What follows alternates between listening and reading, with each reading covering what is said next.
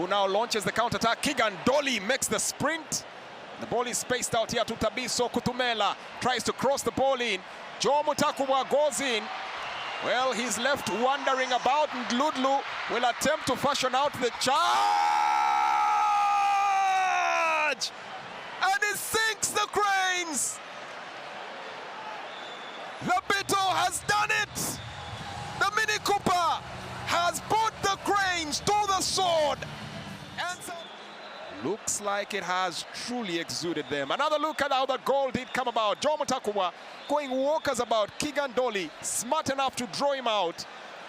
And then with time and space, makes no mistake, Ndabayitheswa Ndlodlu just launches that ball, angling it beautifully to the back of the net, to the dismay of the Uganda Cranes and the millions of the Ugandans who are watching this game.